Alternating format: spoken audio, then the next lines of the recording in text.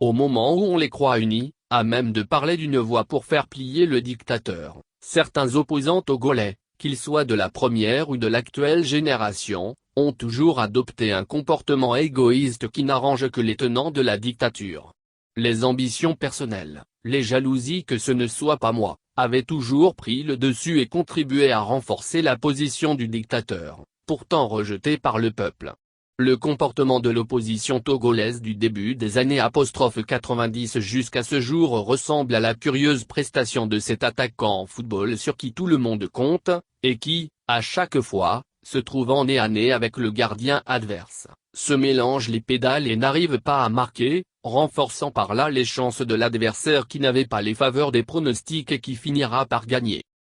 Du soulèvement du 19 août 2017 initié par le Parti national panafricain, PNP, au hold-up électoral de février 2020, en passant par la constitution de la C14 et son éclatement, beaucoup d'eau a coulé sous les ponts, politiquement parlant. Et nous n'avons pas besoin de retourner très loin dans le passé pour constater, nous interroger et surtout nous étonner du malin plaisir qu'ont pris certains de ceux qui se sont autoproclamés leaders de l'opposition togolaise, à tourner en bourrique le peuple qui leur fait pourtant confiance.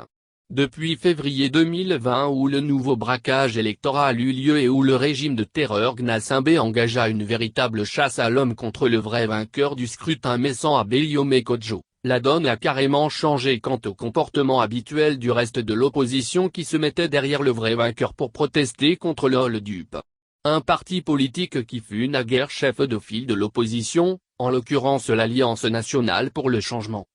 parce que placé troisième du scrutin, ne trouva mieux à faire que de demander à celui dont la victoire serait celle du peuple, de montrer les preuves qu'il est vraiment le vainqueur avant tout soutien. On se croirait en présence d'une formation politique de la mouvance présidentielle qui serait dans son rôle en demandant à l'opposant têtu Abeyome Kodjo de prouver qu'il a gagné.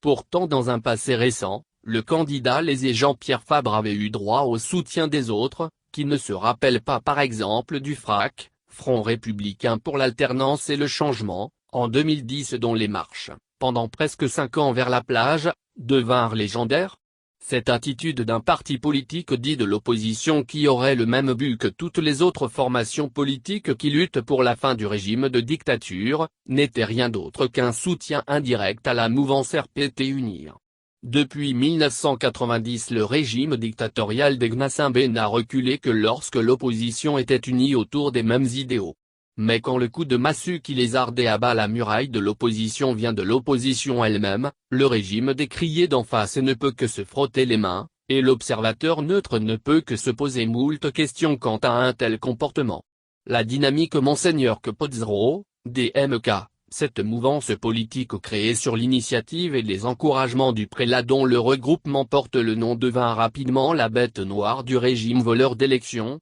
ce qui se comprend pour un pouvoir prêt à tout pour ne pas partir. Mais là où le bas blesse c'est quand une formation politique comme l'AN qui avait un candidat aux élections présidentielles, en la personne de M. Jean-Pierre Fabre contre le dictateur, et qui espérait gagner et apporter l'alternance tant désirée aux Togolais, refuse son soutien à un collègue de l'opposition dont la victoire confirmée signifierait aussi l'alternance pour notre pays. Il n'y a pas d'argument qui puisse justifier un tel comportement qui porte de l'eau au moulin des tenants de la dictature.